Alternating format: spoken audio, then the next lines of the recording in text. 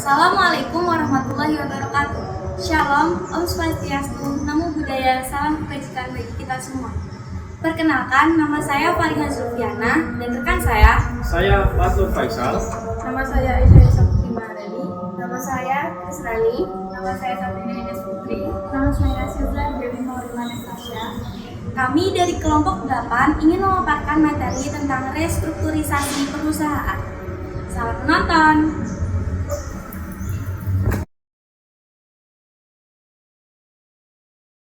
Saya akan menjelaskan tentang merger.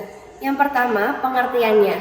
Dalam UU Nomor 40 Tahun 2007 UU PT, merger dikenal dengan istilah penggabungan.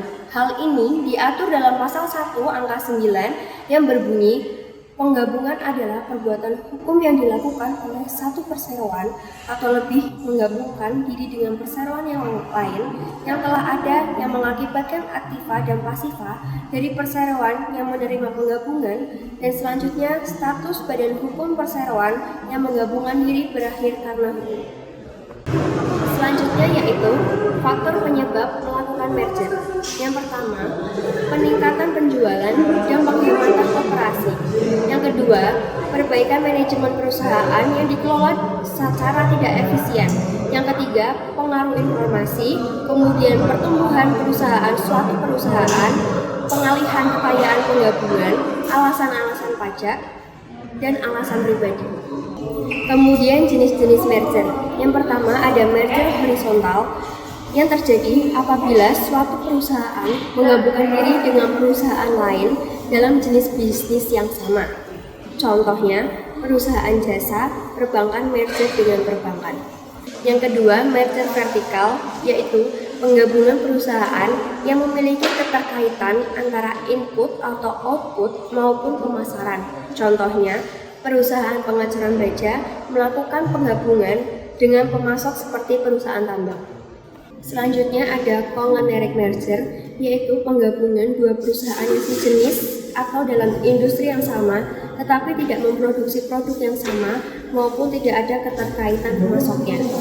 Contohnya, perusahaan pengemas air merger dengan perusahaan pembuat teh dalam kemasan. Yang keempat, ada konglomerat merger, yaitu penggabungan dua atau lebih perusahaan dari industri yang berbeda. Contohnya, perusahaan pengeboran minyak membeli perusahaan penerbangan atau real estate. Selanjutnya ada kelebihan dan kekurangan merger. Yang pertama, kelebihan merger sendiri yaitu pengambil alihan melalui merger lebih sederhana dan lebih murah dibanding pengambil alihan yang lain. Lalu ada kekurangannya, yaitu harus ada persetujuan dari para pemegang saham masing-masing perusahaan, sedangkan untuk mendapatkan persetujuan tersebut diperlukan waktu yang cukup lama. Lalu ada metode pelaksanaan merger. Yang pertama, metode statutory merger, yaitu penerima penggabungan dan perseroan yang digabungkan membuat kesepakatan untuk melakukan perjanjian. Lalu ada metode reverse triangular merger, yaitu perseroan yang akan digabungkan memiliki beberapa jenis kegiatan usaha yang berbeda. Lalu ada metode cash merger, yaitu metode ini pada dasarnya adalah pengembangan dari metode pelaksanaan statutory merger. Lalu metode short form merger, yaitu hal penggabungan dilakukan antara perseroan induk dengan anak perseroan yang sahamnya dimiliki seluruhnya. Lalu metode triangular merger, perseroan induk terlebih dulu membentuk perseroan atau perseroan baru atau sebagai anak perseroan. Dan yang terakhir ada metode merger menurut prinsip akuntansi, yaitu metode pelaksanaan merger terdiri atas dua jenis, yakni pooling of interest method dan purchase method. Di sini saya akan menyebutkan contoh merger. Ada dua, yang pertama merger Exxon dan Mobil, dan yang kedua sendiri ada restrukturisasi Chrysler.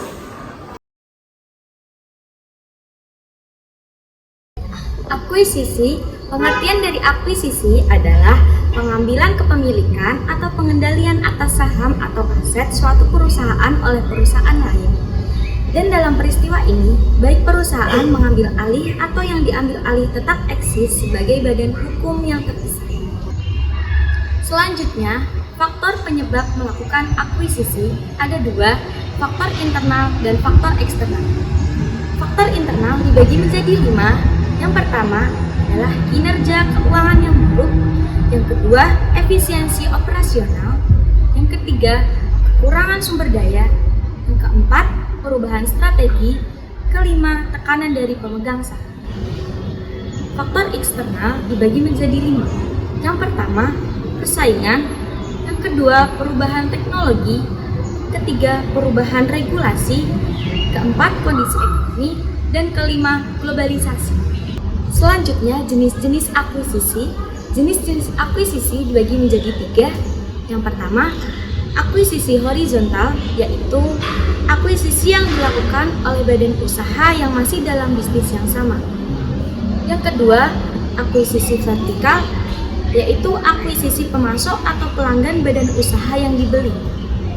Yang ketiga, akuisisi konglomerat, yaitu akuisisi badan usaha yang tidak ada hubungannya sama sekali dengan badan usaha pembeli. Selanjutnya, kelebihan dan kekurangan akuisisi. Yang pertama, kelebihan. Akuisisi saham tidak memerlukan rapat pemegang saham dan suara pemegang saham. Kedua, dalam akuisisi saham, perusahaan yang mengakuisisi dapat berhubungan langsung dengan pemegang saham dengan melakukan tender offer, tidak memerlukan persetujuan manajer perusahaan. Yang terakhir, karena tidak memerlukan persetujuan manajemen dan komisaris. Yang kedua, kekurangan. Jika cukup banyak pemegang saham minoritas yang tidak menyetujui akuisisi saham, maka akuisisi tersebut batal.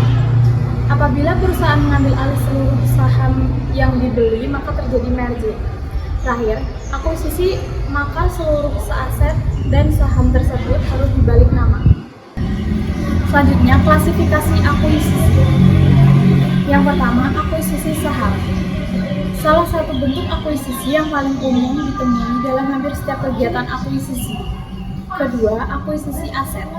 Akuisisi aset secara sederhana dapat dikatakan merupakan jual beli atau aset antara pihak yang melakukan akuisisi aset atau sebagai pihak pembeli dengan pihak yang diakuisisi asetnya. Terakhir, contoh akuisisi. Yang pertama, akuisisi Google atas YouTube. Kedua, restrukturisasi General Motors.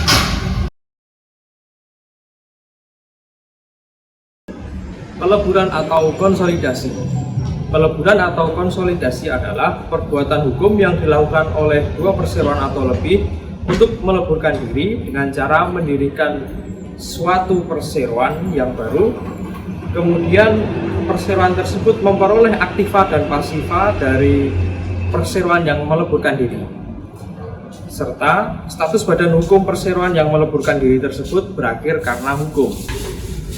Faktor-faktor yang mempengaruhi dua atau lebih perseroan meleburkan diri diantaranya adalah: yang pertama, perubahan pasar; yang kedua, performa keuangan yang buruk; yang ketiga adalah tuntutan dari para pemegang saham; yang keempat, inovasi dan perubahan teknologi; yang kelima, pengembangan produk atau layanan; yang keenam, hutang yang terlalu tinggi; yang ketujuh, perubahan manajemen atau kepemimpinan. Kelebihan dan kekurangan konsolidasi. Kelebihan yang pertama adalah meningkatkan efisiensi operasional, memperbaiki kinerja keuangan, memperoleh sinergi, fokus pada bisnis inti, dan meningkatkan daya saing. Kekurangannya adalah ialah yang pertama, biaya dan resiko implementasi, gangguan pada operasi, kehilangan bakat dan pengalaman, resistensi dari pihak-pihak terkait, serta kehilangan identitas atau nilai merek. Contoh konsolidasi, yang pertama ada penggabungan AT&T dan Time Warner, yang kedua ada divestasi GE Capital oleh General Electric, yang ketiga ada operasional restructuring di Ford Motor Company, yang keempat acquisition of Whole Foods oleh Amazon, yang kelima ada spin-off Hewlett Packard Enterprise atau HP. Sekian dari kelompok kami, kurang lebihnya mohon maaf. Wassalamualaikum warahmatullahi wabarakatuh. Terima kasih sudah menonton.